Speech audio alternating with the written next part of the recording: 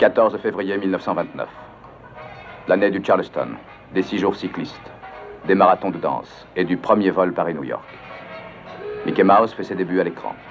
Et Herbert Hoover, devenu le 31e président des États-Unis, prononce les mots suivants. Nous, en Amérique, nous sommes aujourd'hui plus près de triompher définitivement de la pauvreté que personne ne l'a jamais été. 6 mois plus tard, le marché de New York s'effondrera, ce qui provoquera la plus forte crise de tous les temps. À Chicago, il est 10h25. La température est de moins 6 degrés centigrades.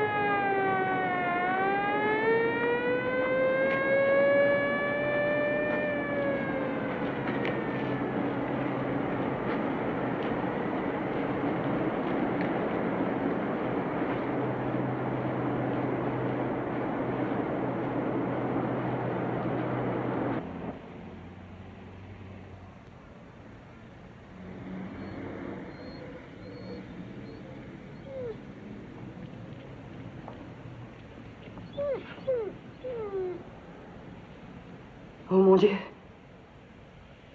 Mon Dieu.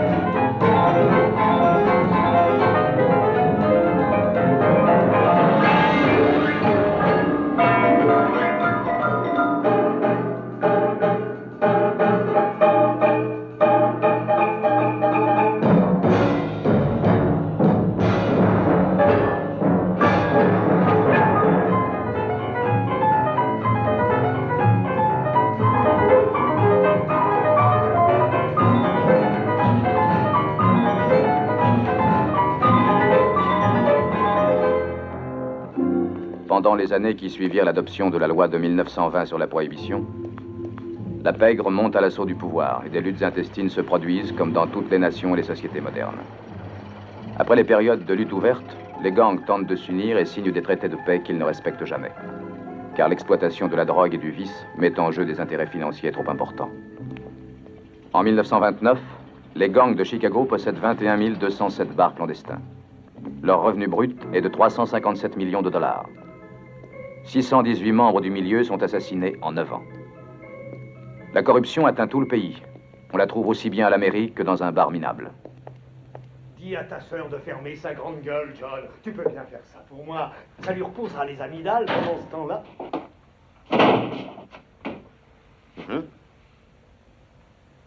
De bière.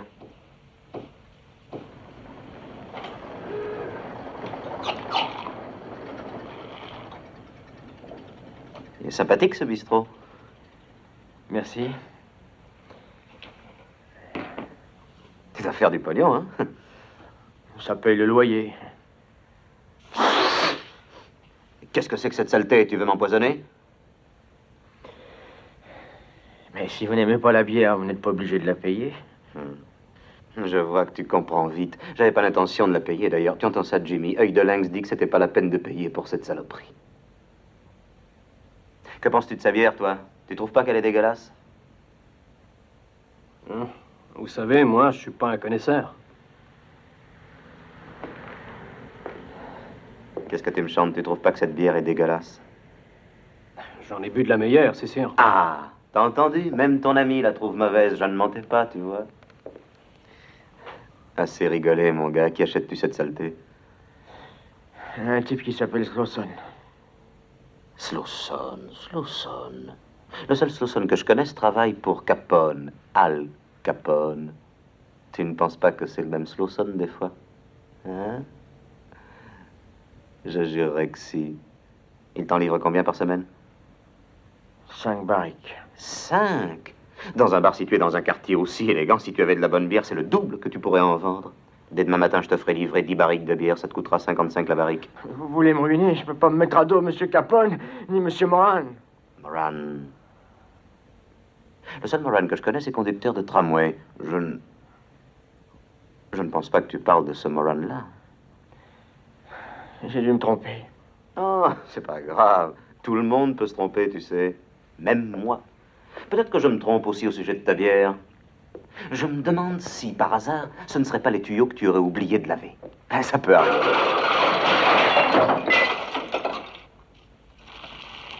Maintenant, tu as compris ce que c'était, œil de lynx. Ces tuyaux ne sont pas vraiment sales, c'est la bière. Elle sent mauvais. Tu vois ce que je veux dire?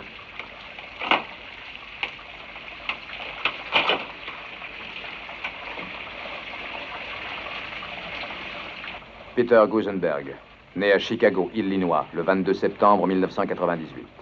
A fait de la prison. Voleur, cambrioleur, truand, tueur professionnel. Quand, à 13 ans, en rentrant de l'école, il trouva chez lui sa mère assassinée, son premier geste fut de lui retirer son alliance et de la mettre en gage. Il est membre du gang nord de Bugs Moran depuis 7 ans.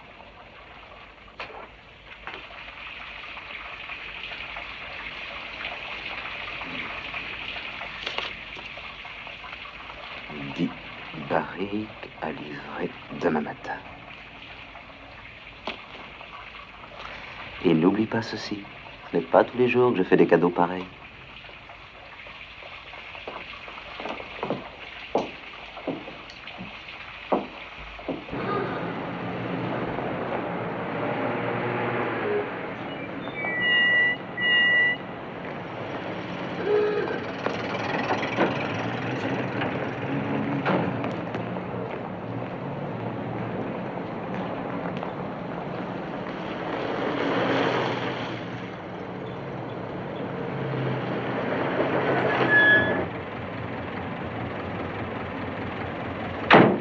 Frank Gusenberg, frère cadet de Peter Gusenberg. Né à Chicago, Illinois, le 11 octobre 1902. Cambrioleur, voleur d'auto, extorqueur de fonds, tueur professionnel. Membre du gang Nord depuis 9 ans. Bigame, mais ne vit avec aucune des deux femmes.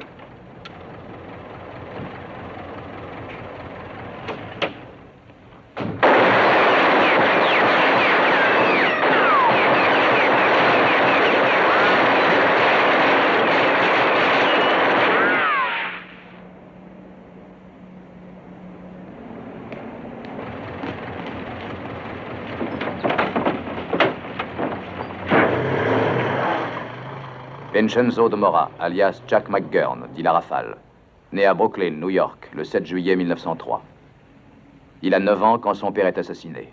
À 20 ans, il a tué tous ceux qui ont été mêlés à la mort de son père. Aujourd'hui, le meilleur tireur et extorqueur de fonds de l'organisation d'Al Capone. C'est un peu tard, mais qu'est-ce que tu fabriquais? J'ai rien pu faire, Jack. J'ai été surpris, moi aussi. Ce type avait l'air de sortir du mur. Le temps de voir la porte s'ouvrir, il était déjà reparti en tirant. Tu l'as reconnu, j'espère? Oui. Un des hommes de Moran, Frank Gusenberg.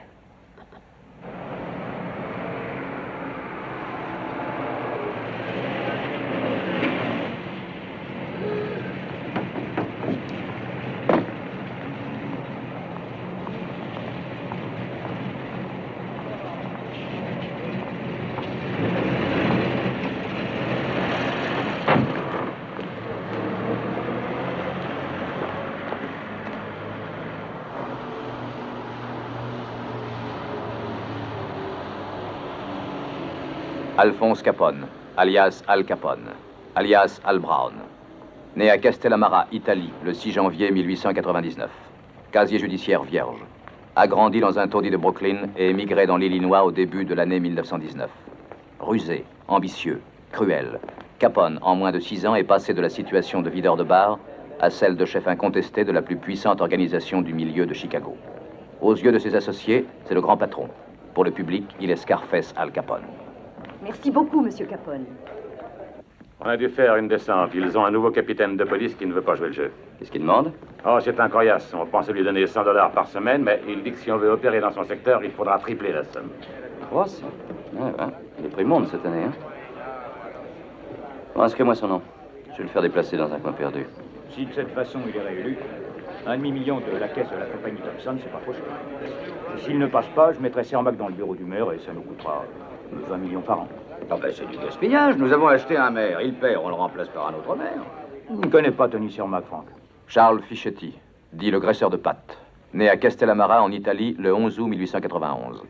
Petit cousin d'Al Capone, Fischetti sert de président aux réunions de travail d'Al Capone. Il boit beaucoup, mais n'est jamais ivre. Sa principale qualité dans l'organisation est son aptitude à corrompre les chefs politiques et les fonctionnaires nationaux et municipaux.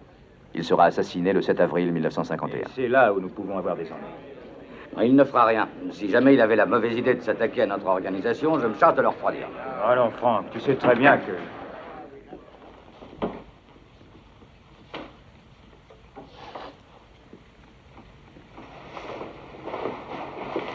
Bonjour, Al.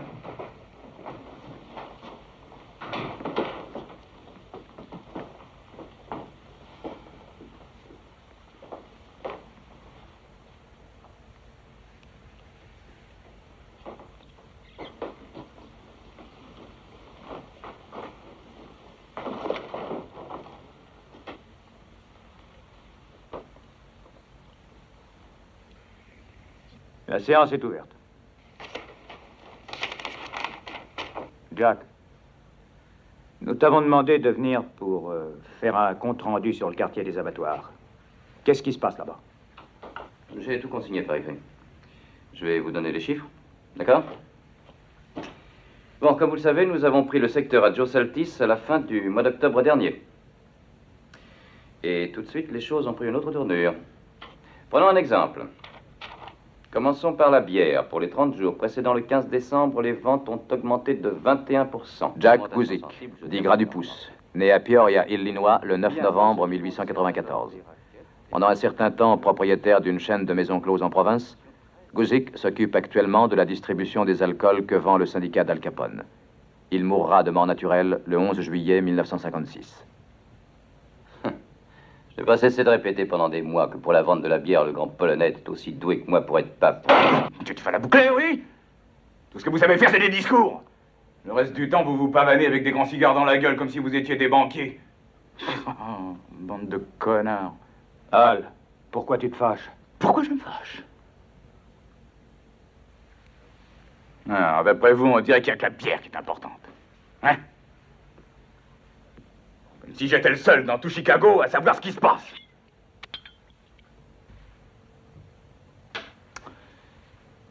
Laissez-moi vous donner quelques informations précises. Autre chose que les inepties dont nous accorde ce petit comptable qui est là-bas au bout. J'ai besoin ni de toi ni de personne pour m'apprendre qu'on gagne de l'argent aux abattoirs, comme on en gagne dans le secteur sud ou le secteur ouest. À propos, quelles nouvelles du secteur nord, Jack? J'entends pas souvent parler d'affaires brillantes par là. À moins que tu penses que le secteur nord vaut pas la peine qu'on s'y intéresse. Mais nous avons parlé de tout cela. Oui, nous en avons parlé. Tu m'en as parlé. Nous ne voulons pas avoir d'ennui, Al. Laisse tomber, Al. Bugs Moran est dans son fief, Al.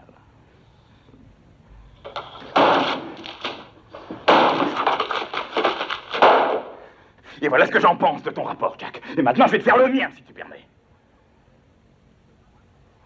Depuis le 1er mai, Bugs Moran se fout de moi. On ne vend plus de bière dans 28 bars rien qu'au sud de Chicago Avenue. Ça a l'air insignifiant, n'est-ce pas? 28 bistrots. Qu'est-ce que c'est que 28 bistrots sur 12 000? C'est peu de choses pour vous, pas vrai? Pas vrai? Al, je t'en prie, essaie de raisonner. La ferme, Charlie, maintenant, c'est moi qui parle. J'ai pas terminé. Je vais vous parler de Jack McGurn. Jack est un gars bien. Il fait ce qu'on lui dit. Il garde son nez propre. Je paierais cher pour en avoir 200 comme lui. Alors, qu'est-ce qui lui est arrivé le mois dernier? Un enfant de putain, une de ces petites crapules de chez Moran, n'a-t-il pas essayé de me le descendre? Et Tony Lombardo. Mon ami, Tony. J'ai été à son enterrement. J'étais tristement crevé. J'ai pleuré comme un enfant. Je le revois encore. Jamais ce garçon-là n'a eu de revolver de sa vie. En plein milieu du loop. À 4h30 de l'après-midi. 2 balles lui ont transpercé la tête. 2 balles tirées par des types de Bugs Moran, cet enfant de salaud. Al, je t'en prie, réfléchis une seconde. Pourquoi t'en prendre à Moran? Ça n'arrangera pas tes affaires. Mes affaires? Tu parles d'affaires quand il s'agit de sauver sa peau. Essayez de vous fourrer ça dans votre petite tête. Que Bugs Moran n'a pas l'intention de me laisser tranquille. Il fait commencer. Il me veut. Il veut ma peau. Comme Diane O'Banion voulait ma peau. Comme Jaime Weiss voulait ma peau. Il a essayé de me descendre ici, dans la 22e rue, en plein jour. Et que je crève à l'instant si ce métèque n'est pas venu me cueillir avec toute une armée.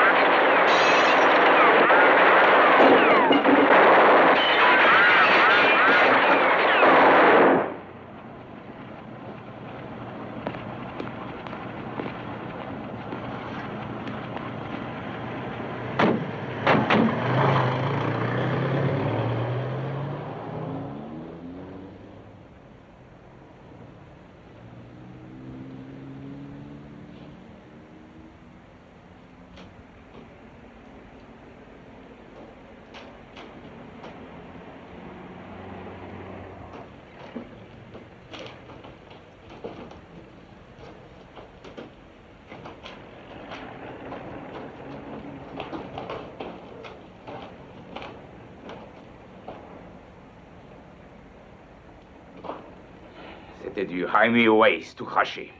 Et maintenant, Moran est en train de nous préparer quelque chose d'encore plus con. Mais je me fous de Moran. J'aurai sa peau avant qu'il ait la mienne. Je veux qu'on lui règle son compte à cet enfant de putain. Noté? C'est noté, Al. Tu veux la peau de Moran, tu l'auras. Ben, il faudra un certain temps, naturellement. Laisse-moi parler. Tu en as gros sur le cœur. Et tout le monde ici en connaît les raisons. Mais toi, souviens-toi de ce que tu... Tu as envie de discuter avec moi, Charlie?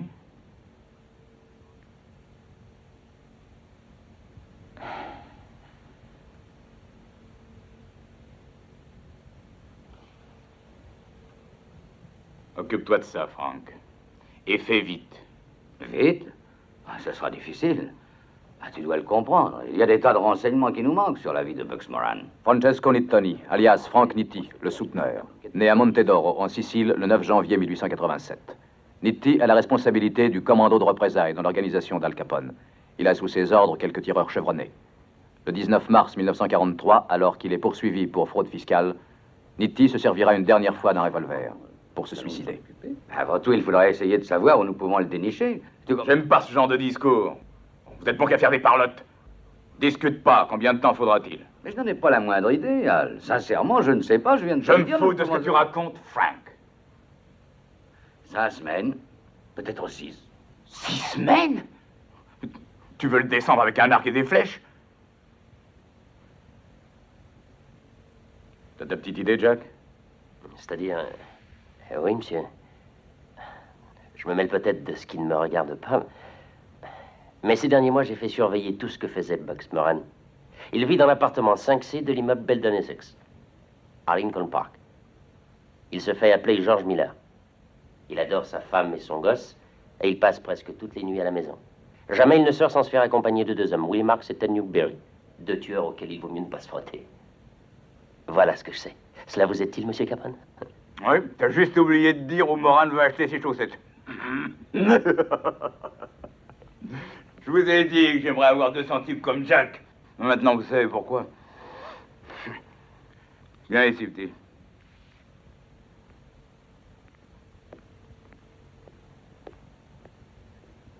Tu sais pourquoi je t'apprécie? Parce que ta tête te sert à autre chose qu'à porter un chapeau mou. Étant donné que tu connais si bien Bugs Moran, je vais te demander de m'en débarrasser. Si tu n'y vois pas d'inconvénient, Frank. Aucun inconvénient. Tu crois que ça ira? Oui, monsieur. Non, il y a juste une petite chose, monsieur Capone. Ça va être difficile de la voir, il ne mourra peut-être pas seul. Je leur enverrai des fleurs.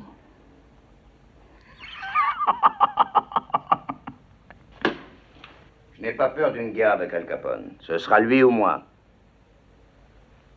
S'il avait été régulier ces dernières années, je ne parlerais pas de la même façon. Mais il n'a respecté aucun de nos accords. O'Banion a cru qu'il s'arrangerait avec lui. Et Weiss également. Et je n'ai pas besoin de vous dire comment ça s'est terminé. George Clarence Moran, né à Saint Paul, Minnesota, le 9 juillet 1893. A passé de longues années en prison. Cambrioleur, voleur de chevaux, soupçonné de meurtre. Chef actuel du célèbre gang constitué au nord de Chicago. Il a été, ces 5 dernières années, presque constamment en guerre avec l'organisation d'Al Capone pour le contrôle des bénéfices des tripots et des salles de jeu de la ville. Et pendant ces 5 années, tous les chefs du gang du quartier nord ont été assassinés par la bande d'Al Capone. Amy est un lâche, il a serré la main de cette ordure de Capone. D'accord. Nous lui avons donné du fil à retordre ces derniers temps. Mais croyez-moi, on ne lui en a pas encore donné assez. Quand je pense à tout ce que nous a fait ce salaud, il a placé ses lavasses dans nos débits de boissons. Il nous a volé notre camelote. Et le comble de tout, c'est d'envoyer ce McGurn pour nous espionner. Vous vous en foutez peut-être, vous, mais moi pas. Il est temps que nous fassions mettre les pouces à Al Capone et à toute sa bande. Et pour toujours. Georges, avec quoi? Tu peux faire la guerre à Al Capone, mais tu ne la gagneras pas. Aussi longtemps que tous les Italiens de la ville travailleront pour lui. Tu te trompes, pas tous. Aiello ne travaille pas pour lui. Qu'est-ce que tu veux faire de ce minable? Capone ne sait même pas qu'il existe. Jimmy, tu ne veux pas dire du mal de notre nouvel associé. Dis, t'es pas sérieux, Bugs? Tu vas pas t'associer avec ce métèque? Assieds-toi, Frank. Mais il faut être complètement sonné pour se foutre avec des mecs pareils. J'aime mieux m'en aller, moi. Qu'est-ce qui te prend, pauvre imbécile, tu ne comprends rien? Pour avoir la peau de Capone, tous les moyens sont bons. Tu devrais te souvenir de Dion O'Banion. Comme tu devrais te souvenir de Weiss. Qui a mis leur cercueil dans le corbillard? C'est bien toi, si je ne m'abuse. À moins que tu ne te foutes de tes amis quand ils sont morts, mais moi je ne m'en fous pas, au contraire. Et Dion O'Banion était mon ami, et je ne l'oublierai jamais. Et surtout, je n'oublierai jamais le type qui l'a fait tuer. Nous étions tous les deux, Amy et moi, en compagnie de Dion O'Banion, 10 minutes avant qu'il se fasse descendre. Et surtout, méfie-toi de ces fumiers. Ils t'expédient une balle dans le dos comme on mange une pizza. Ils aillent se faire voir, ces Siciliens. Bon, un de ces jours, Amy.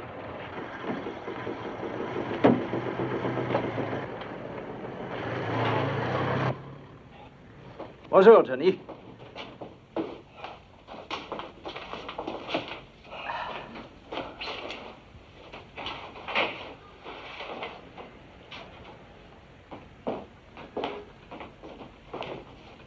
Comment ça va, les enfants?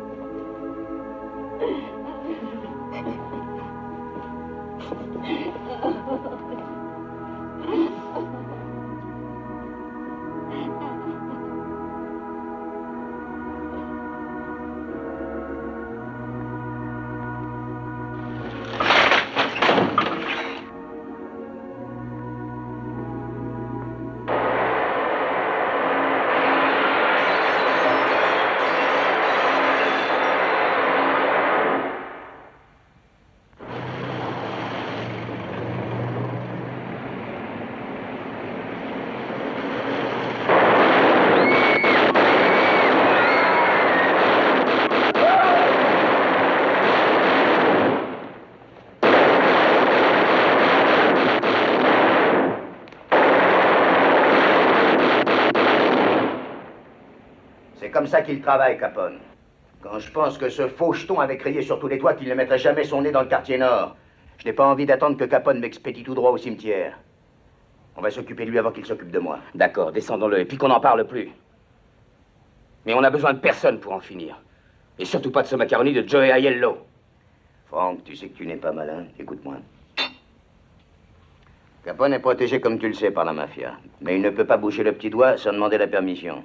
Et il ne peut pas être chef lui-même parce qu'il n'est pas sicilien. Il a donc un homme à lui, Patsy Lolordo, qui dirige l'organisation. Or, notre ami Aiello est un copain de Lolordo, un très bon copain. Il nous aidera à nous débarrasser de Lolordo, puis il prendra la tête de la mafia. Nous n'aurons plus qu'à expédier le vieux Capone faire un tour en enfer. Et si ça ne marchait pas, que ce soit lui qui nous envoie en enfer? Il vaut mieux que ça marche, James, parce que c'est toi qui es chargé de liquider Lolordo.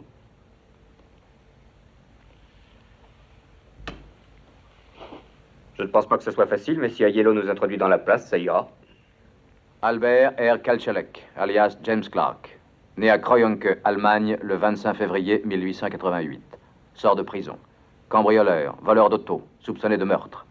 Depuis qu'il a épousé la sœur de Bugs Moran il y a 5 ans, est devenu le numéro 2 du gang Moran. Il me faudra un chauffeur pour conduire l'auto qui nous attendra. Arrange-toi comme tu voudras, mais liquide Patsy Lolordo. Et vite.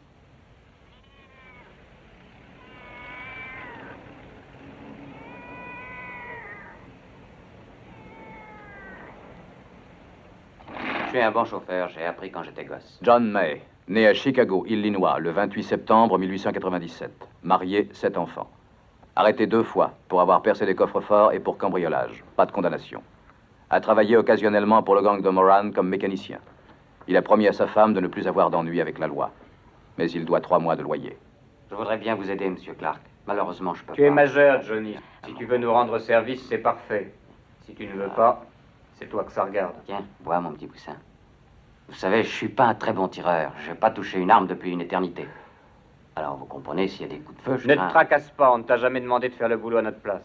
On n'est pas tombé sur la tête. Est-ce que tu crois qu'on prendrait un amateur pour un travail de professionnel? Je ne voudrais pas de toi pour tuer ma vieille mère. Les 2 frères Gosenberg sont chargés de l'opération. Toi, la seule chose qu'on te demande, Johnny, c'est de conduire la voiture, c'est tout. Et de te servir de tes points dans le cas où nos amis seraient un peu trop coriaces. $100, ça te va? Réveille-toi, c'est oui ou c'est non? Vous donnez $100 pour ce travail? Ah, d'accord. Ça m'arrange, je suis complètement fauché. Allons, bois, mon chéri. Non, t'en veux plus.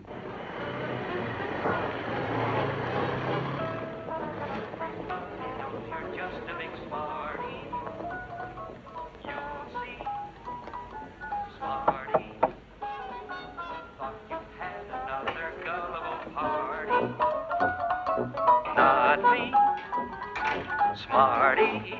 Now, honey, who's gonna fall for all of that jazz now? You haven't got what everyone has now. I'm giving you the razzmatazz now. Toodaloo, toodaloo, toodaloo-doo. Since you're such a great big know-it-all, baby, maybe pretty soon you'll see. Though you're nothing but a smarty pants, I got a funny feeling that there's still a chance. You might be smart enough to fall in love with me. Nicolas Sorello, né à Marsala, Sicile, le 13 mai 1872, est arrivé aux États-Unis dans le sillage de son cousin Dominic Forenza quand il avait près de 40 ans. Marié, 5 enfants, 11 petits-enfants. Il eut beaucoup de difficultés à apprendre les usages du nouveau monde et vécut toujours dans la misère. Il sera assassiné le 15 février 1929, moins de 24 heures après avoir accompli la seule action criminelle de sa vie.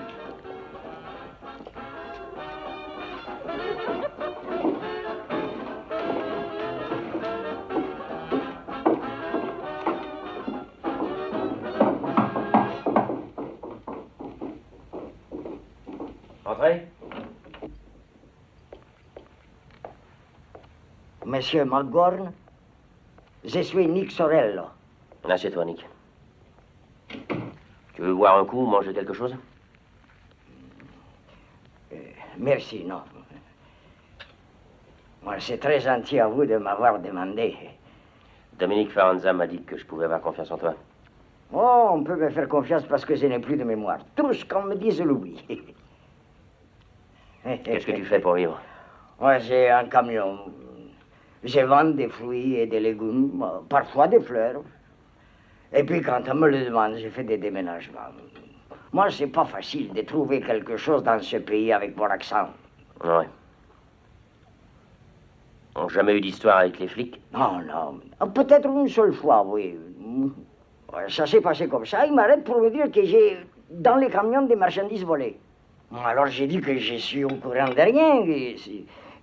Alors ils ont pris ce qu'il y avait dans les camions et ils m'ont laissé partir. C'est la même chose dans tous les pays. Les flics sont aussi salauds ici qu'en Italie. J'ai un travail pour toi, Nick. Mène-le au bout et on te payera bien. 450 sacs. C'est un bonheur pour moi de vous servir, monsieur McGorn. Tu auras besoin de 2 types costauds. Des types qui sachent fermer leur gueule. Oui. Bon, dans la soirée, tu trouveras une voiture devant chez toi. Et une fois le travail fini, n'oublie pas de t'en débarrasser. D'accord? Bon, note ce que je te dis. Demain matin à 9 h, toi et tes gars, vous serez dans la 33e rue, à 50 mètres à l'ouest de Rebais. Prends un revolver. Moi, c'est une chose que je ne tiens pas, monsieur McGorn. Les armes, ça fait toujours des embêtements.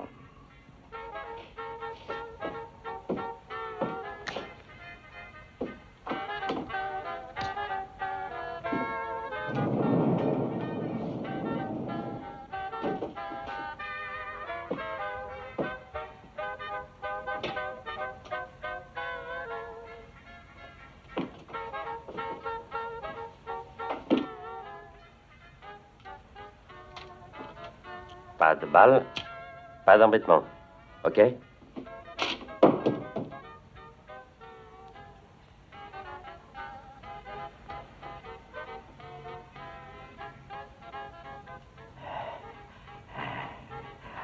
OK.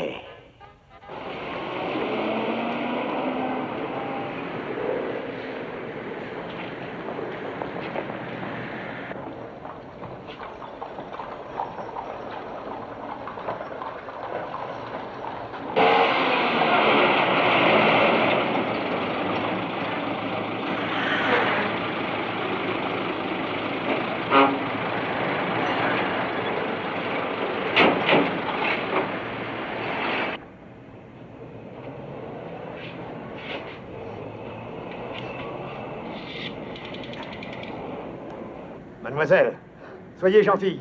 Donnez-moi les flics. Je viens d'assister au vol d'un camion juste devant chez moi. Nous avons fait du bon travail avec Johnny. Maintenant, ce qu'on doit savoir, c'est la... Oui? Monsieur Moran, ici c'est Nick Sorello. Monsieur Sorello, je ne crois pas vous connaître. Oui? Oui? Quelle marque? Et combien voulez-vous? D'accord, appelez-moi au même numéro dans 1h30. Oui, c'est ça. À qui est-ce que tu parlais? Un gars qui s'appelle Sorello. Il a 80 caisses de whisky longue cabine qu'il voudrait placer. 56 billets la caisse. Le prix semble correct. Oui, mais Sorello, est-ce qu'il est?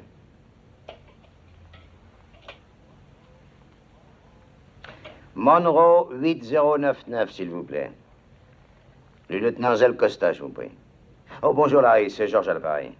J'ai quelques renseignements à te demander. Tu n'as pas entendu parler, toi ou quelqu'un de votre boîte, de whisky qui aurait été volé ces jours-ci, du côté des abattoirs? Parfait. Encore une petite chose. Regarde sur votre fichier si tu n'as pas un type qui s'appelle Sorello.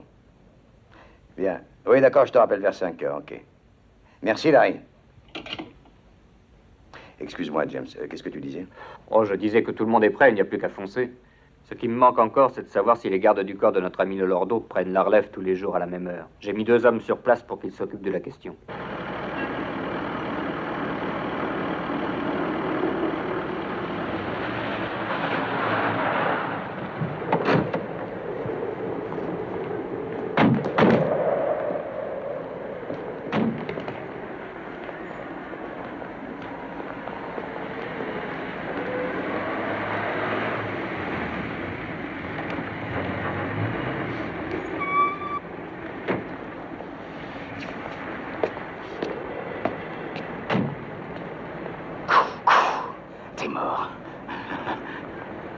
Alfonso, carissimo. Pasqualino, scalda il cuore a vederti, Pasqualino. Entra, entra.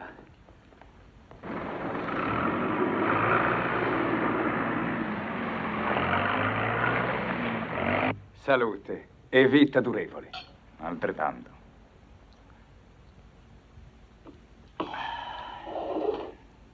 Grazie.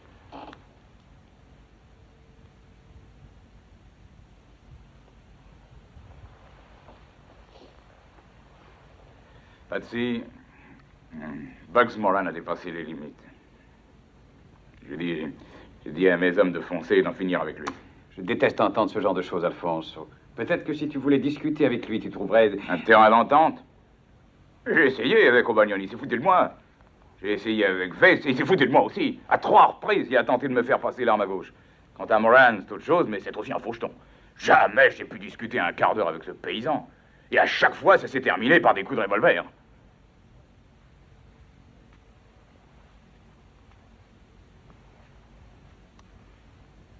Je te demande rien, Patsy. Je t'avertis. Je vais me débarrasser de Moran. Ainsi soit-il, compagne. Nous n'allons pas nous brouiller tous les deux pour un homme qui n'en vaut pas la peine. J'ai demandé à Jack McGurn de le liquider. Il voudrait que la mafia lui fournisse 2 hommes, Scalisi et Anselmi. Nous les paierons le même prix que pour l'opération Amy Weiss, d'accord? Comme tu voudras, mon ami.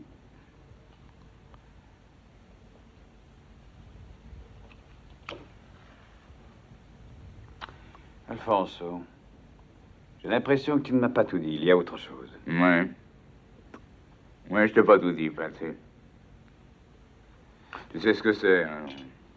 On entend parfois ici ou là des phrases qui signifient pas grand-chose, mais si tu les rassembles, ce qu'on raconte est peut-être vrai, c'est peut-être faux. Il paraîtrait que Joe Aiello voudrait devenir chef de la mafia dans cette ville et qu'il y a une balle marquée à ton nom. Je n'ai rien à craindre de mon ami Aiello. Donc Giuseppe est comme mon frère. Nous étions à l'université de Palermo ensemble et nous sommes venus en Amérique à 2 mois d'intervalle. Nous faisons partie tous les deux du conseil privé de la confrérie. Non, Alfonso, c'est très gentil de te préoccuper de ma santé, je n'en attendais pas moins de toi. Mais tout ce que tu as entendu est faux. Dors tranquille.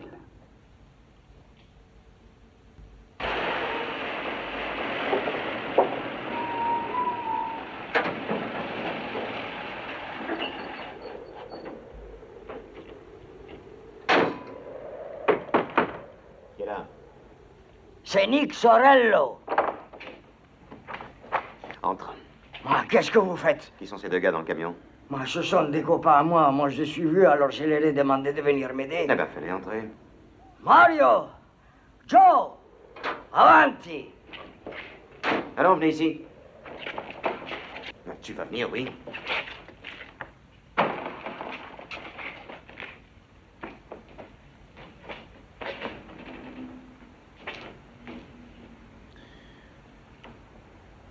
Qu'est-ce que tu voulais faire avec ça, Nick? Je vous demande pardon, signor, mais c'est juste pour garder le whisky que j'ai pris ce revolver. Il y a... Je te croyais un type bien, Nick.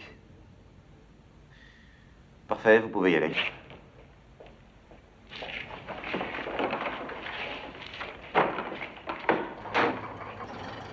Dr Reinhard H. Schwimmer, né à Chicago, Illinois, le 1er décembre 1896. 2 fois marié, 2 fois divorcé. Casier judiciaire vierge. Un de ces hommes qui sont fascinés par les exploits des gangsters. Durant ces derniers mois, il a noué des relations avec des membres de l'organisation de Moran et passe une bonne partie de son temps en leur compagnie. Oculiste diplômé, il a récemment abandonné son métier. Actuellement, c'est sa mère qui l'entretient.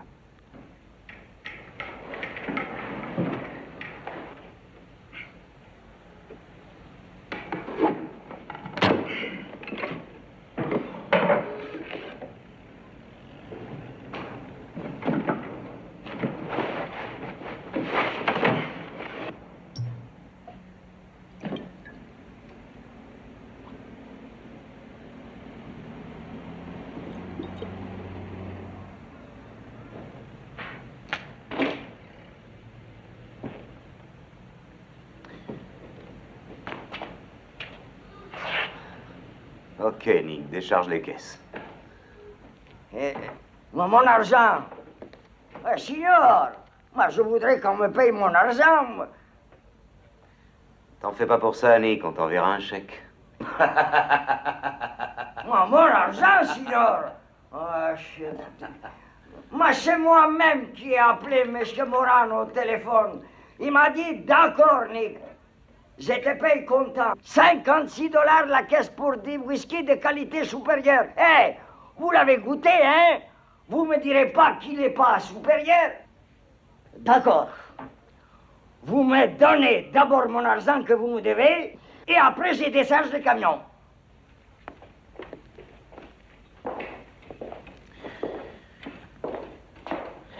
On peut savoir où tu l'as eu? Moi, monsieur Moran, il n'a pas été chercher si loin. Il a juste dit qu'il était... Je sais où tu l'as eu, ton whisky. Tu l'as pris aux hommes de Dingbat Oberta, pas vrai? Je suis au courant de tout, Nick. Tu ne l'as pas payé à Dingbat, pourquoi je te le paierais à toi? C'est normal, non?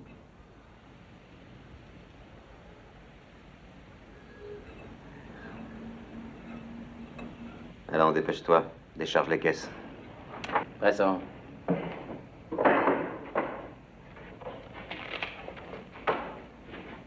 Adam Heyer, né à Springfield, Illinois, le 26 juin 1881. Casier judiciaire, une condamnation pour abus de confiance. Marié 2 fois. Un enfant, un fils de sa première femme. Expert comptable. Heyer est le collecteur de fonds et l'agent payeur de l'organisation de Moran. Il est également chargé de la distribution des pots de vin aux politiciens locaux et à la police. Sa femme est malade depuis plusieurs années et il prend soin de lui cacher, ainsi qu'à ses amis, la vraie nature de son travail. Tout est là, M. Gusenberg. Nick.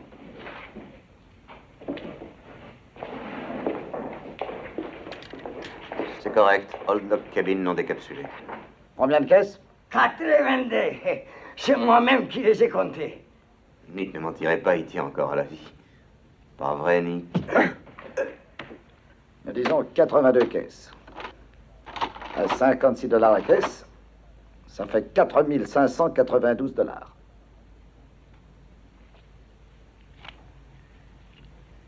1000, 2000, 3000, 4000. 1, 2, 3, 4, 5. On y est presque, hein? Tu ne perdras pas tout. 4 500 $. La manutention coûte 500 $, Nick. Quand on se fait aider à décharger le camion, on paye. Tiens. Encore 1000 merci, signor. J'espère bien qu'on travaillera encore ensemble. Hein? J'ai été heureux de faire cette affaire avec vous. Moi aussi, Nick. Entre personnes intelligentes, on finit toujours par se comprendre, pas vrai, hein? Et toi, t'es comme ton whisky, t'es d'une intelligence supérieure. Oui, hein?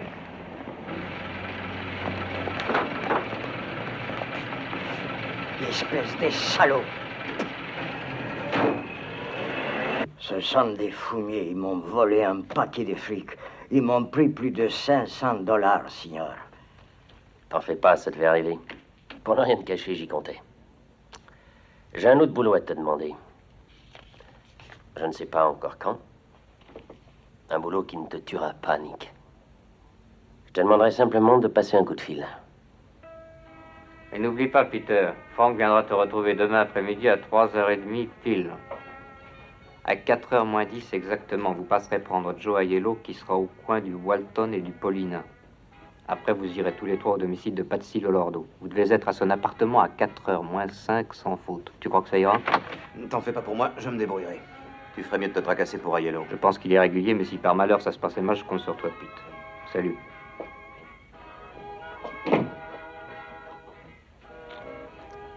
Sous le nom de Monsieur et Madame Peter G. Gorman, Peter Gusenberg et une ex-girl de music hall, Myrtle Nelson Koppelman, occupent l'appartement 5C du 434 de la Roscoe Street depuis 7 mois.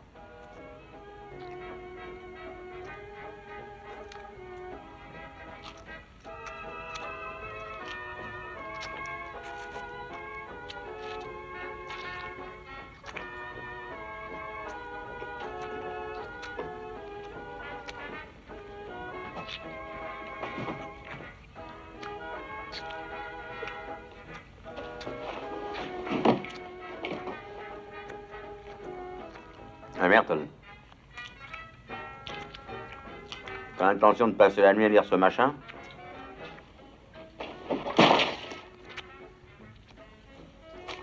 m'a fait perdre ma page. Ah oui?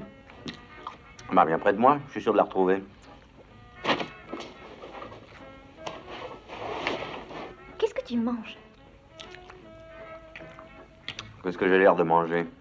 Un sandwich. T'aurais pu en faire un pour moi. Elle me plaisante depuis quand je suis ton larbin.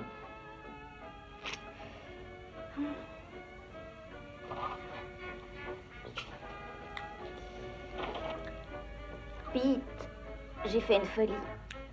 Tu sais le manteau que tu m'as donné pour Noël?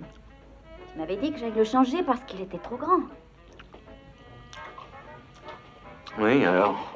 Alors j'ai été le changer cet après-midi. J'en ai pris un plus beau. Quoi? Plus beau que celui-là? Non, mais tu sais ce qui m'a coûté ton manteau? 820 $. Oh, ça je m'en doutais, Pete. Tu es tellement généreux et bon avec moi. C'est pas à cause du manteau que je te le dis. C'est la vérité, chérie. J'ai eu le coup de foudre. Quand j'ai vu celui-là, j'étais incapable d'y résister. Écoute, toi, tu vas m'attendre ici. Je vais le mettre pour toi. Tu verras, il est formidable.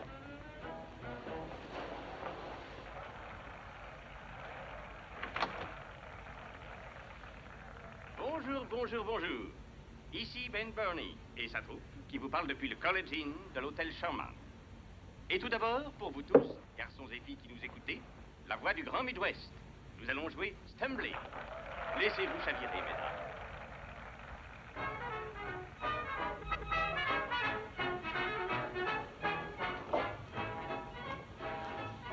Tu ne trouves pas qu'il est magnifique? Combien? Pourquoi me parles-tu sur ce ton, Pete? Combien? J'ai fait une bonne affaire, mon amour. Ils viennent de baisser leur prix. J'en ai profité. 3000 $. 3000 $? Petite roulure, mais tu penses qu'au fric, quand je t'ai ramassé tout ce que t'avais sur le derrière, c'était un manteau de drap avec un petit col en poil d'orang-outan. Tu rapportes ce manteau demain, t'as compris, demain? Tu n'es qu'une pauvre cloche. Je garderai ce...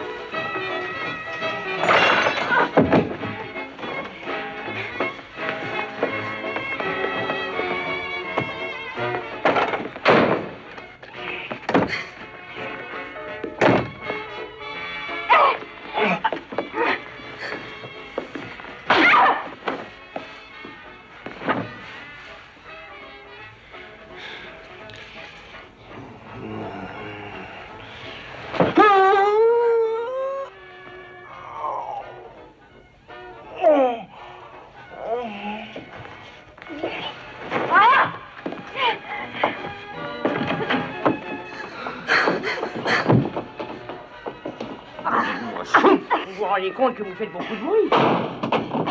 Laisse-moi entrer! Laisse-moi entrer, espèce de tocard, ou j'appelle la police! Quand elle fut interviewée par les journalistes quelques semaines plus tard, Myrtle Koppelman fit cette déclaration. Oh, Pete et moi sommes mariés depuis 1 an. Je ne sais plus exactement où a eu lieu notre mariage, mais ça n'était pas dans l'Illinois. Je ne savais pas que Pete était un gangster. Il disait qu'il était commerçant. Je n'ai jamais connu de garçon plus gentil, plus prévenant que lui. Le 7 janvier, le gang de Moran met à exécution le projet d'assassinat du chef de la mafia, Patsy Lolordo. Le premier geste que doivent faire Peter et Frank Gusenberg est de se servir de l'amitié de Joe Aiello pour Lolordo afin de s'introduire dans son appartement. Vous vous appelez Aiello? Aiello. Vas-y, monte. Attends une seconde, Aiello. Tu ne penses pas que ton ami Lolordo est sur la défensive et qu'il se méfie de toi? Don Pasqualino et moi, nous avons été élevés ensemble. Il croit vraiment que nous lui rendons visite pour parler affaires. Les hommes qu'il garde sont avertis, ils m'attendent. Nous pourrons entrer sans histoire. Capisci? Allons-y. En Haute-France.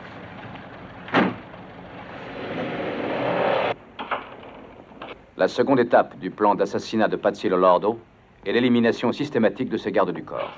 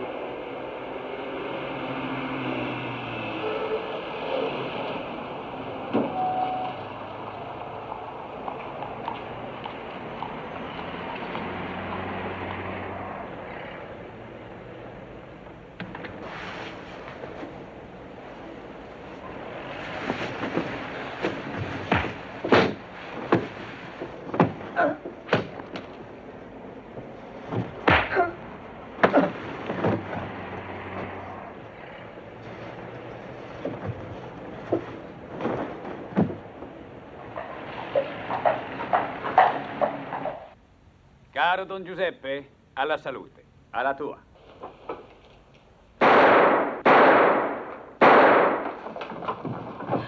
Pasqualino, che è successo?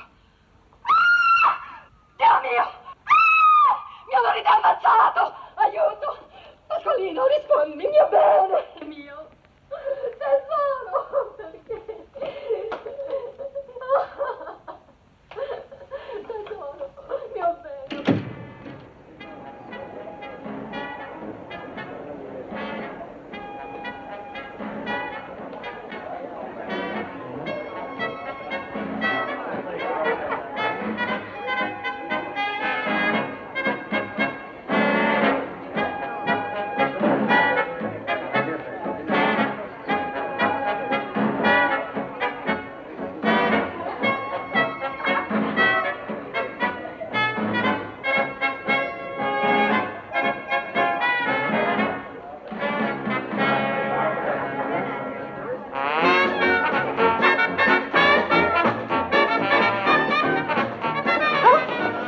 Voyez-vous, votre honneur, l'ennui avec ce pays aujourd'hui, c'est que tout le monde est atteint de gangrène. Jamais les jeunes n'ont été aussi corrompus. Un exemple. Les filles se promènent dans les rues avec la cigarette au bec. Elles se laissent plotter sur le siège arrière de la voiture. Elles portent des robes si courtes qu'on peut voir leur nombril. Et les garçons, ils se baladent en voiture avec une bouteille de whisky dans la poche. Ils conduisent à moitié ivres. Je suis absolument de votre avis, monsieur Capone. Je ne peux malheureusement que le constater moi-même chaque jour. Ivrognes, dévergondés, insolents, je ne sais pas comment les traiter. Ce qui manque à ces jeunes, c'est une bonne raclée avec une lanière de cuir. Nous sommes trop faibles, aussi bien avec les garçons qu'avec les filles. Moi, si j'avais besoin... Excusez-moi, votre honneur. N'oubliez pas de vous servir à boire. Je reviens tout de suite.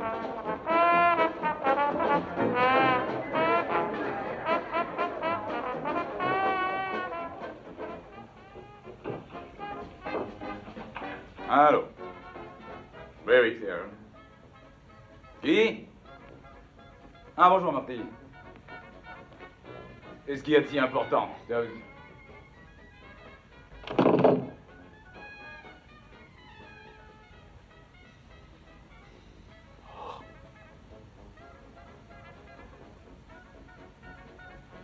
Hein? Appelle les autres.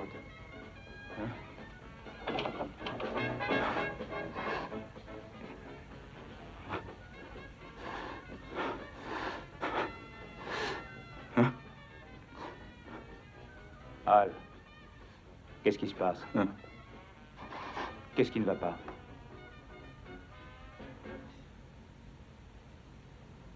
Patsy Lolordo. Il est mort.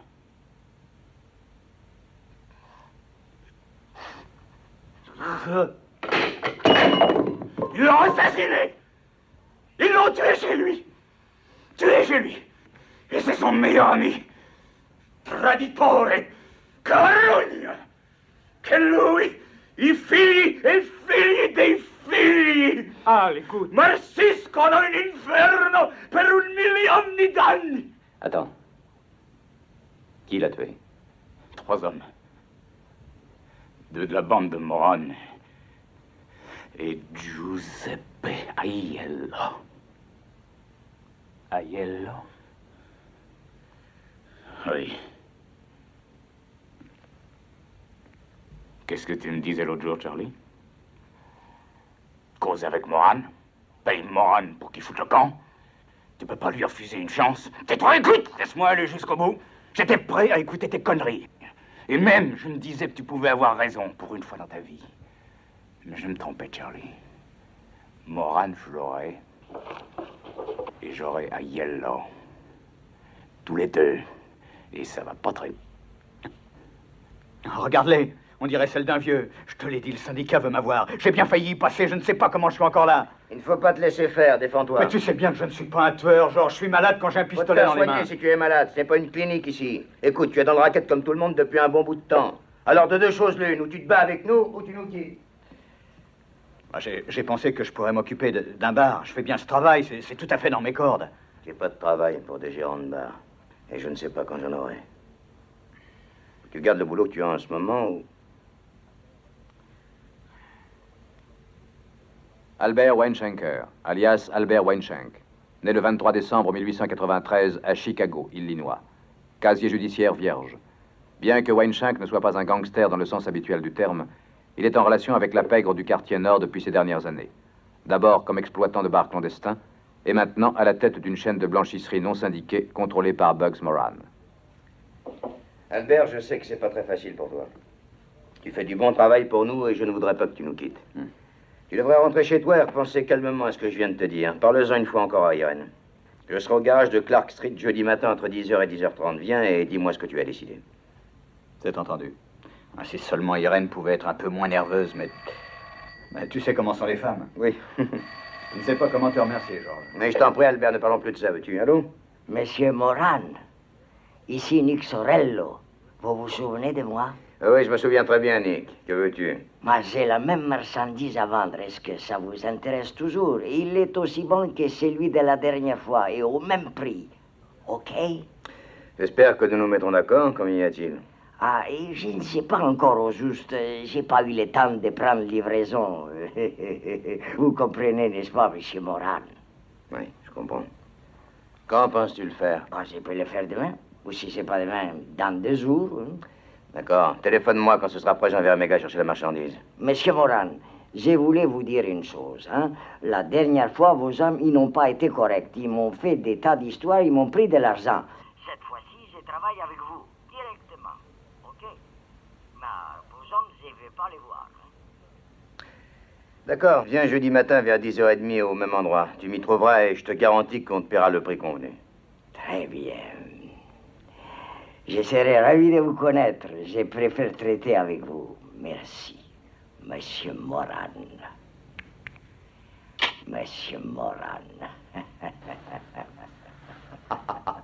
Voulez-vous venir par ici, monsieur? J'ai une petite la salle qui vous plaira sûrement. Elle a le chauffage à l'eau chaude, des vitres sécurites, un démarreur et le meilleur starter qui soit sur le marché. Elle n'a que 10 000 miles. Et elle se tape son petit 40 de moyenne. Je ne sais pas. Une voiture d'occasion? Ah, mais la salle d'occasion, monsieur, ce n'est pas la même chose. Elle est dans un état impeccable. Et cette voiture appartenait à un directeur des wagons-lits. Oh. Et croyez-moi, ces gens-là ne poussent jamais leur moteur. Combien? 800 $. Ouais. Mais pour vous, ce sera 750. Vendu. Pourvu que je puisse partir avec tout de suite. C'est comme si c'était fait. Comment voulez-vous la payer? Je règle tout comptant, si vous êtes d'accord. Bien sûr, monsieur. Je ne refuse jamais d'argent. Je voudrais que vous me donniez votre nom pour le reçu. Ah oui, James Morton. 212 Abbott Street, Los Angeles, Californie. Voilà 4 mois d'avance. Oui, monsieur, je vous remercie. Je vais vous faire un reçu, monsieur. James Morton. Oh, je suis bien content de vous connaître, monsieur Morton.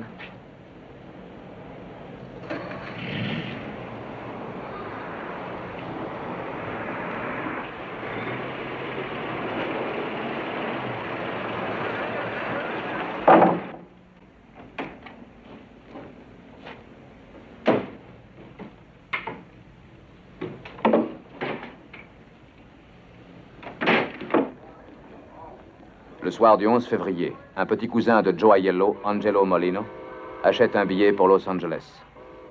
Sachant qu'Al Capone a découvert son rôle dans le meurtre de Patsy Lolordo, Aiello se servira du billet pour monter dans le train à la dernière minute pour se soustraire à la vengeance d'Al Capone.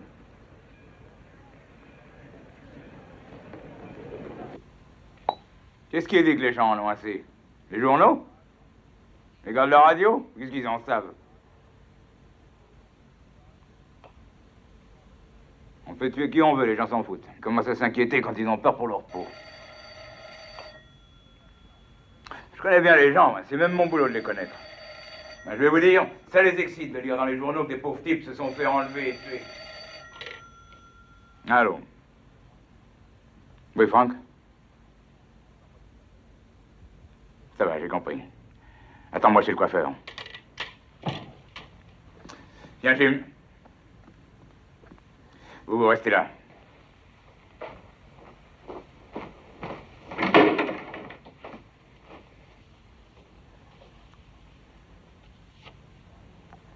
Affaire importante à liquider.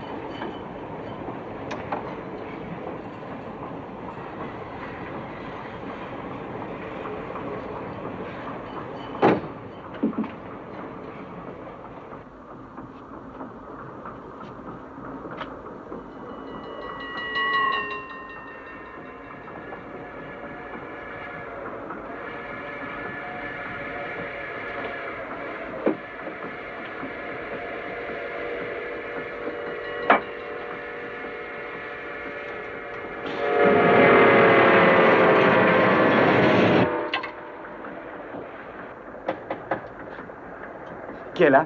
Des billets, s'il vous plaît. Une minute.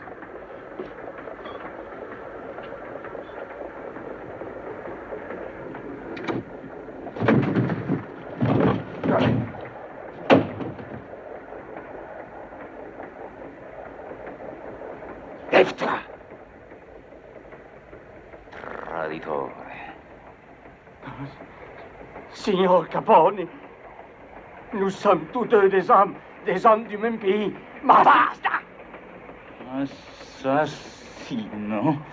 Ma signora! Tourne-toi, tire!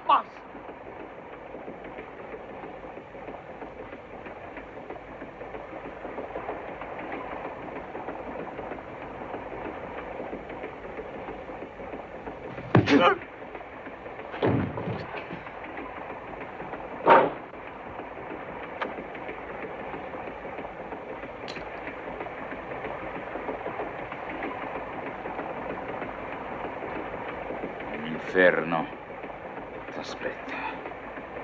Giuseppe Aiello.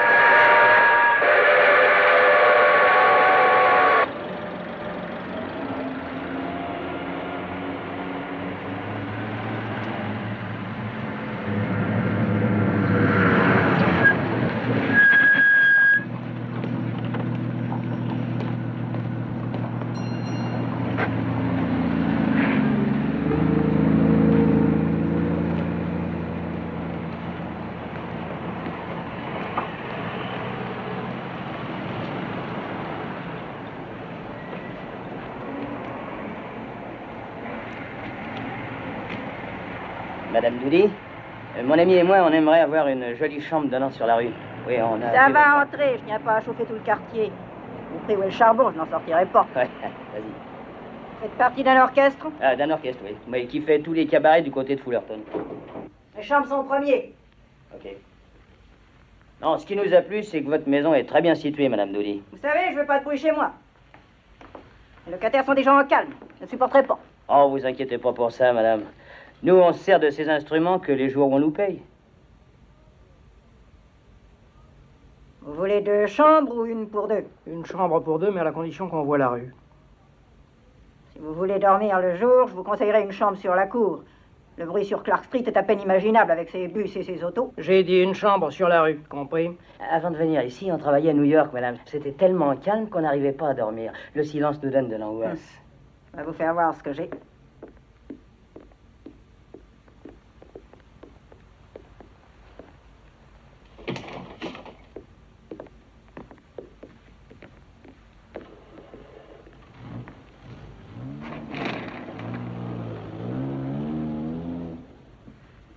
C'est une très jolie chambre, Madame Doody. Voilà ce qu'il nous faut. Le linge sera changé 2 fois la semaine. La salle de bain est au fond du couloir. Pas de visite après 11 heures. Et je ne veux pas voir de femme monter ici. Je dirige une maison respectable, moi. Ah, c'est pour ça qu'elle nous a plu, Madame. Eh bien, je pense que nous emménagerons demain. Vous ne m'avez pas parlé de prix. Le prix est de 9 $ la semaine. Payable d'avance. Voilà. Trouverez le reçu et la clé de la chambre sur la table en bas. Et votre nom? Lui, Monsieur White, et je suis Monsieur Johnson. Dites, madame, vous avez le téléphone? Face de vous, au milieu du couloir. Tu devrais appeler Vic tout de suite. D'accord.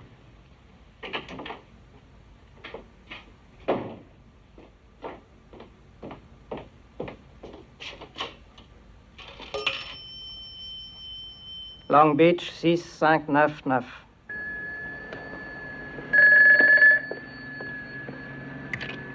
Poste d'essence au Méhara, l'appareil. Rien un instant.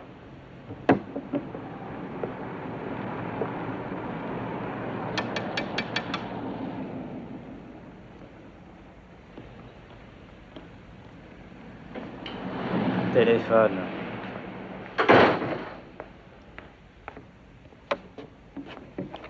Allô? Il vient juste de partir. Il y a un message? Non, ça fait rien, je rappellerai. D'accord. Qui est-ce qui est parti? C'était un faux numéro. D'accord? D'accord.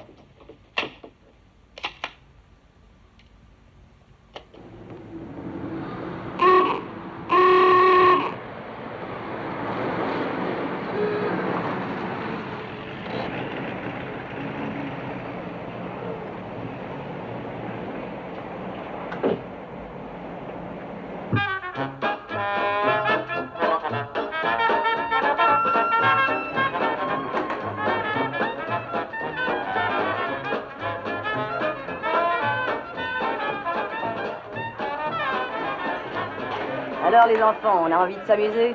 Vous trouverez tout ce qu'il vous faut chez moi. Te fatigue pas, je connais la maison.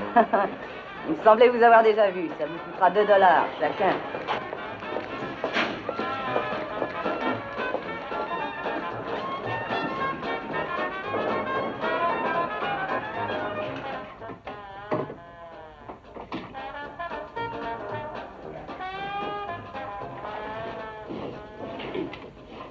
Parfait. La voiture est dans un garage derrière le 1723 Wood Street, que vous voyez là. Il donne sur une avenue menant vers le nord et vers le sud. Vous prendrez cette avenue jusqu'à Bloomingdale, puis à gauche vers le nord. Ensuite à l'est de Webster vers Clark. Vous continuerez jusqu'au sud de Clark Street, à 25 mètres des maisons, c'est là. Étant donné que vous n'êtes pas du quartier, personne ne pourra vous reconnaître. Mais l'essentiel, c'est d'avoir l'air de vrai flic.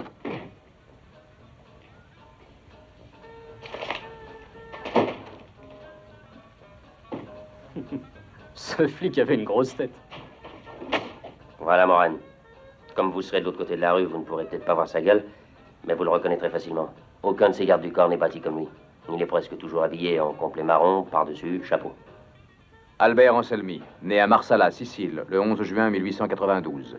Membre de la mafia et tueur professionnel. tout comme John Scalisi, né à Castelvetrano, Sicile, le 24 janvier 1895. En moins de 6 années, ces deux hommes travaillant ensemble ont participé à 31 meurtres, y compris ceux de Dion O'Banion et Earl Hymie-Weiss. Ce qui est toujours à craindre, c'est que vous soyez arrêté par une voiture de police. Si ça vous arrive avant que vous soyez sur les lieux, n'insistez pas, c'est inutile. Nos avocats pourront toujours vous tirer de ce guêpier. Si au contraire ça vous arrive au retour de l'expédition, vous n'avez plus rien à perdre. Défendez-vous. Pas de questions? Allons-y.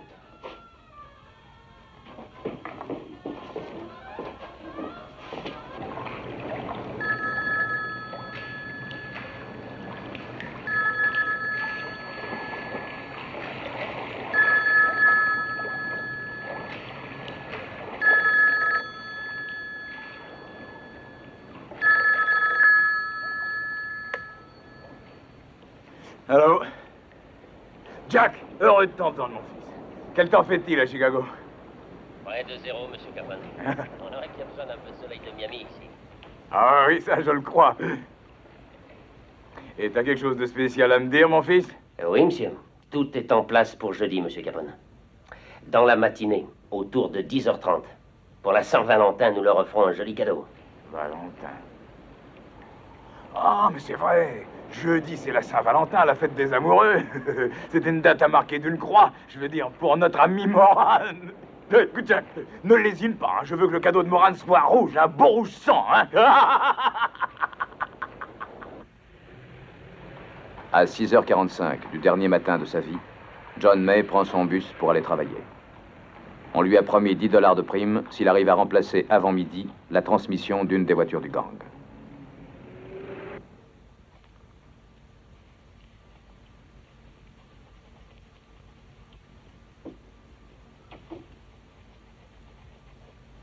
À 7h02 du dernier matin de sa vie, Pete Gusenberg se demande comment il va se débarrasser de Myrtle Koppelman. Il n'est pas embarrassé pour en trouver une autre.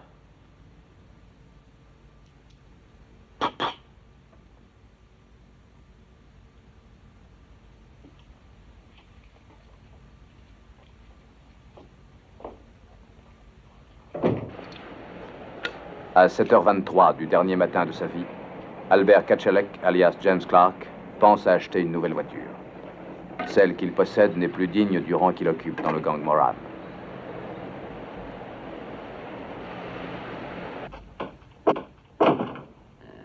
Tu aurais dû me réveiller et me mangerais déjeuner avec toi. Comment aurais-je pu deviner que tu étais rentré hier soir à la maison? Tu arrives à n'importe quelle heure. Tu m'avais dit que tu serais là pour dîner. Je m'en excuse, mais j'ai rencontré quelques vieux copains. Je m'en suis douté, figure-toi. Tu ferais n'importe quoi quand il s'agit de tes amis. Tu oublies même ta mère. À 7h30 du dernier matin de sa vie, Reinhard Schwimmer a un terrible besoin d'argent. Faut que je te parle, maman, c'est très important. Écoute, maman, je suis désolé de te le dire, mais j'ai de graves ennuis. Pas avec la police, Reinhard. Dieu du ciel, non, j'ai des dettes, maman. $300 que je dois rembourser immédiatement, sinon ça ira mal. Je ne te comprends pas, Reinhard. Un homme comme toi, avec un métier comme le tien, faisant des choses si laides. Oh, c'est bon. Si tu me promets de ne plus jamais fréquenter ces gangsters, je t'aiderai à rembourser. Je te remercie. Je te promets, je le ferai plus. Je t'en prie, rentre dans le droit chemin, Reinhard. C'est tout ce que je te demande, mon grand.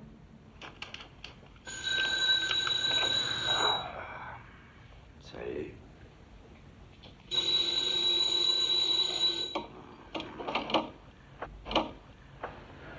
Oui. Ah, salut, Eddie. Je suis levé, oui. Ouais. Mais je suis debout, Eddie, puisque je te dis que je suis debout.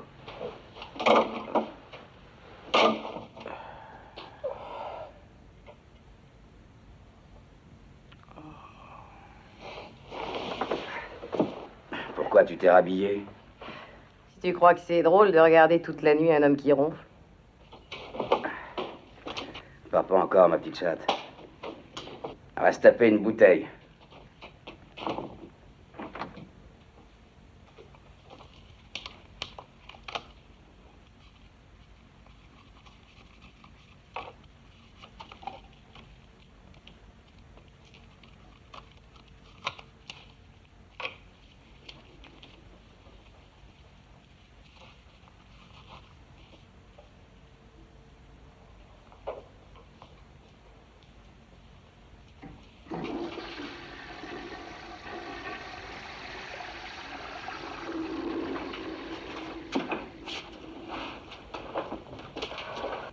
Encore là? Fais pas l'idiot, tu sais très bien que tu me dois 25 $. Et je sortirai pas d'ici avant de les avoir reçus.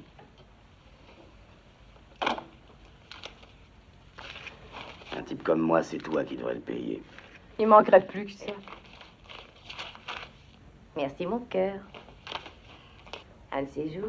À 7h40 du dernier matin de sa vie, Frank Gusenberg se demande s'il ne devrait pas retourner chez l'une de ses 2 femmes légitimes. Est-ce que tu veux un peu de café, chérie?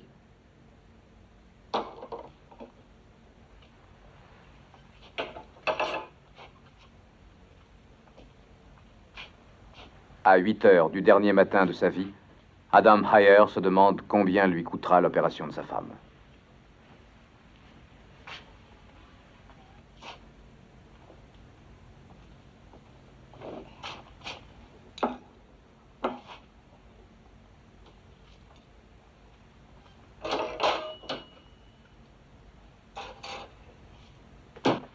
Oh, promets-le-moi. Jure-moi que tu refuseras ce que Moran t'a proposé. Écoute, ne te fais pas de soucis. C'est fini, chérie. Je vais lui dire ceci. Georges, j'ai bien réfléchi. Je ne marche pas. N'en parlons plus. C'est terminé. Merci, chérie.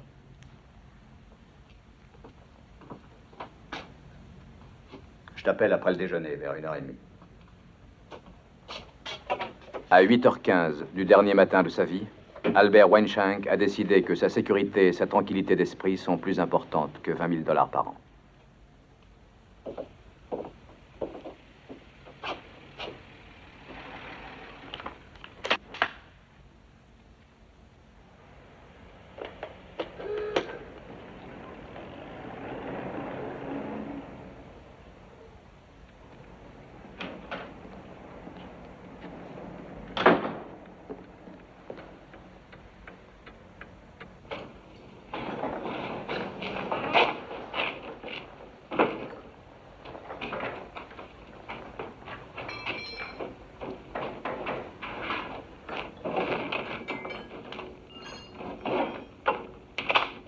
Écoute ça, 600 $ seulement.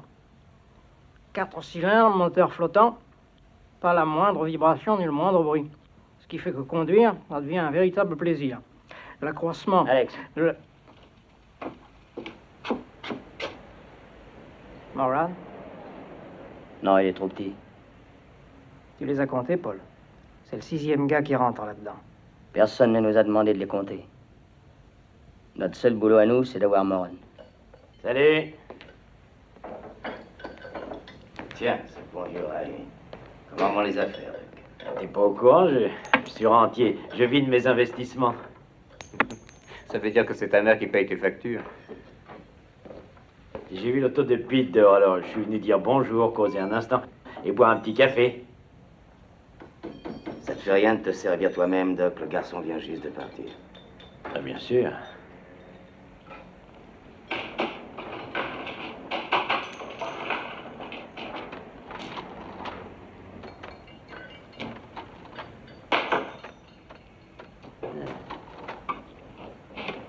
Comment ça va, Pete? Bien. Tu sais, un type chez le coiffeur m'a donné un tuyau pour la première course à Miami. Indiana Brown. Bonne cote. Il est formel, c'est dans la poche. J'aime mieux faire mes conneries tout seul. Tu ne fais pas comme ça, toi? Ah, bien sûr, Pete, bien sûr. Je disais ça, moi, tu en feras ce que tu voudras. T'es assez grand.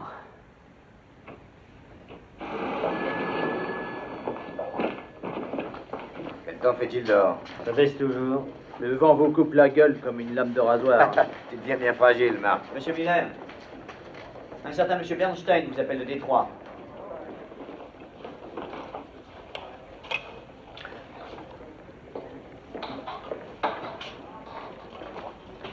Em, Georges, qu'est-ce qui se passe? Mais qu'est-ce qu'il fout, ce tendu? Bingo! Tout y est, la taille, la corpulence, les vêtements. Je pourrais le descendre maintenant. Calme-toi, fiston. Ne t'énerve pas. Quand il ressortira. Appelle Vic. Dégrouille-toi.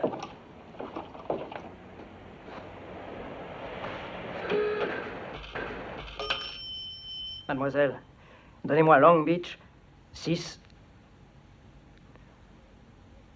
Long Beach 6599. Ouais, c'est ça. Oui, allô. Il vient juste de partir. Il y a un message? Ouais. Ses chemises sont lavées et repassées. D'accord.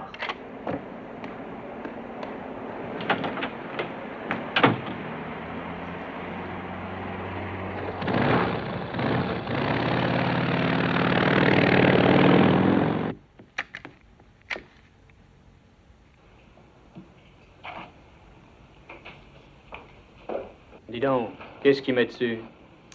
C'est de l'ail. Dans le cas où les balles ne tueraient pas, il mourrait d'un empoisonnement du sang.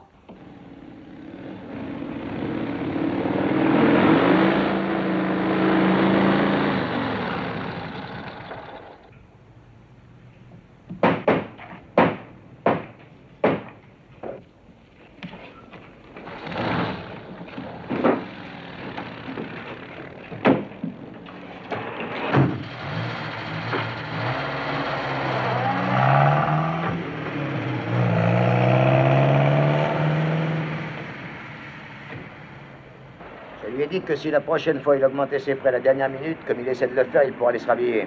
Ces types-là, il faut les remettre à leur place.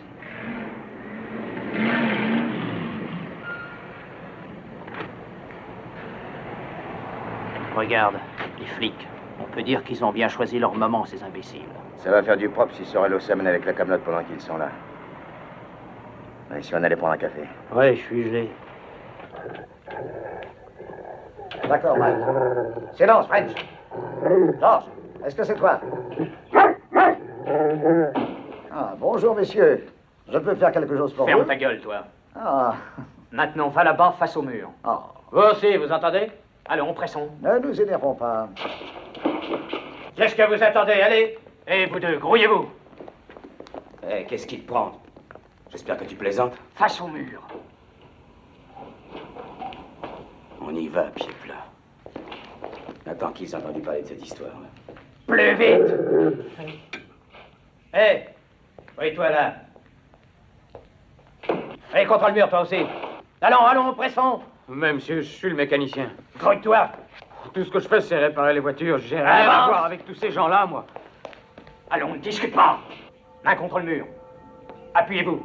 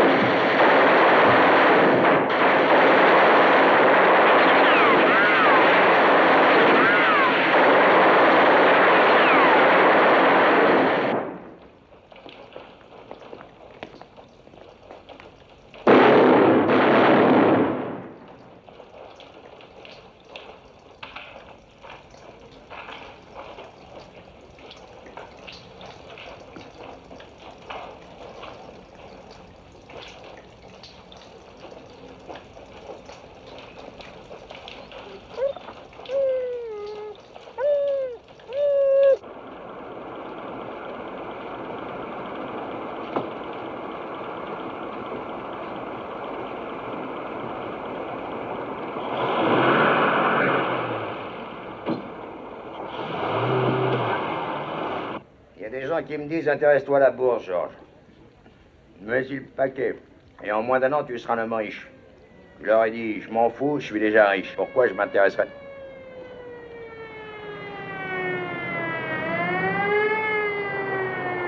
Il y a dû y avoir un accident. C'est pas étonnant de la façon dont les gens conduisent. Kenny! Hé, Kenny! Les flics viennent de buter un tas de gangsters dans un garage au bout de la rue. Ils ont ému Bugs Moran.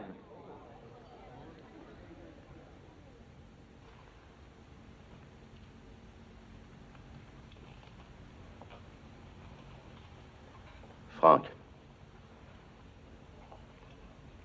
Vous m'entendez, Frank? Qui a tiré sur vous? Répondez-moi. Qui a tiré sur vous? Personne n'a tiré sur moi. Votre frère a été tué. Ils ont tous été tués. Dites-moi qui l'a fait.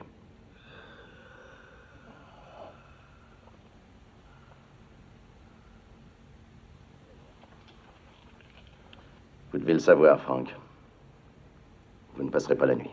Veux-tu que j'appelle un prêtre? Non. Laissez-moi seul. Tu ne voudrais pas qu'il s'en tire comme ça. Aide-moi à les coffrer. J'ai froid. J'ai très froid. Donnez-moi une couverture.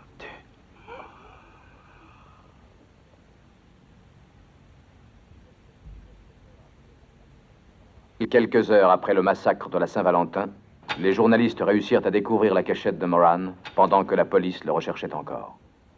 J'ai dû attraper froid. J'ai les bronches extrêmement fragiles. Où étiez-vous, monsieur Moran, quand c'est arrivé? Pourquoi? Hors de la ville. Est-ce que vous croyez que votre maladie sera longue? Eh bien, c'est très difficile à dire. Mais ça peut durer encore quelques jours. Savez-vous que les flics vous recherchent, monsieur Moran? Je me demande bien pourquoi. Je n'ai rien à dire à ces messieurs. Vous allez peut-être vous retrouver au chômage. Je ne comprends pas ce que vous me dites. Vous savez bien que je suis dans l'immobilier. Oui, d'accord. Enfin, il m'est arrivé parfois de rencontrer ces hommes. De temps en temps, il m'est arrivé de bavarder avec eux. Oui, j'ai même lu dans les journaux qu'ils travaillaient pour moi. Vous n'allez tout de même pas croire tout ce qu'on lit dans les journaux, j'espère. Monsieur Moran, il y a bien des gens dans cette ville qui disent que ce sont les policiers qui ont tué cet homme. Croyez-vous que ce soit possible? On voit que vous connaissez bien mal cette ville. Seul Al Capone tue de cette façon-là. Venez d'en boire quelque chose. Vous savez, je suis toujours très bavard avec les journalistes. Mais pour une fois, c'est moi qui aimerais poser les questions. Monsieur Capone, avez-vous vu dans les journaux toutes ces photos montrant ces hommes horriblement mutilés? J'ai jeté un coup d'œil. Terrible. Je vais me permettre de vous poser une question, monsieur Capone. Où étiez-vous le matin de la Saint-Valentin? On m'a jeté ici, à Miami. Pour être précis, j'étais en réunion avec le district attorney toute la matinée. Connaissez-vous monsieur George Moran, personnellement? Je l'ai vu, une fois, il y a plusieurs années, mais je ne pense pas que je pourrais le reconnaître. Les autorités de Chicago soutiennent que vous êtes derrière ce massacre. Que pensez-vous de cette affirmation? On vous en surprend pas du tout. C'est chaque fois la même chose, ils m'accusent de tout depuis l'incendie de Chicago. Savez-vous ce que Bugs Moran a dit aux journalistes, monsieur Capone? Il a dit que seul Al Capone tue de cette façon. Ah oui. Bien, voici ce que Al Capone lui répond. Notez ça, ça vaut la peine. Vous savez ce que ça veut dire en argot, Bugs? Cinglé.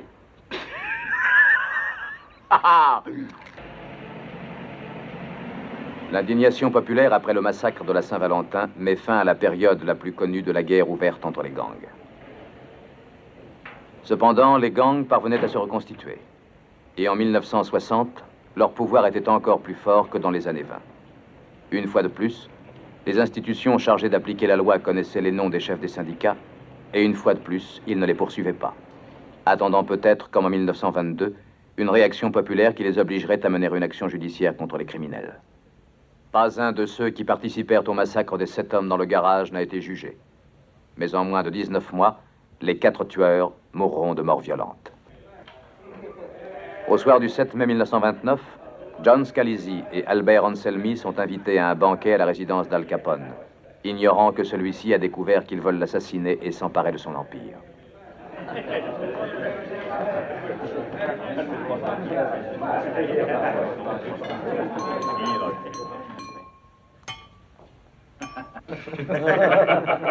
Je voudrais porter un toast à mes deux bons amis, Giovanni Scalesi et Alberto Anselmi. Salute. Salute. Allez, en enfer!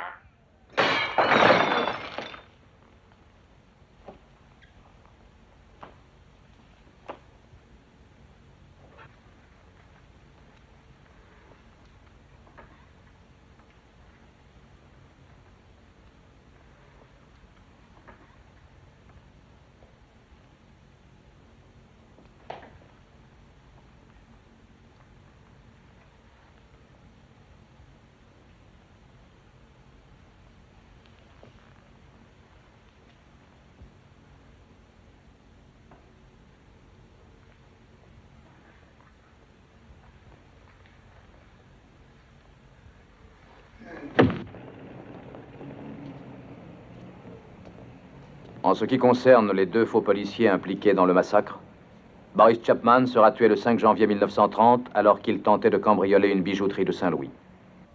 Quant à Adolf Moller, son corps sera retrouvé dans un étang à 12 milles au sud de Joplin, Missouri, le 8 septembre 1930.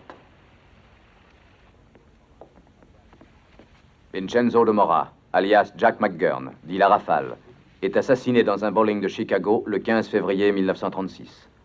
Presque 7 ans jour pour jour après le massacre de la Saint-Valentin qu'il avait organisé.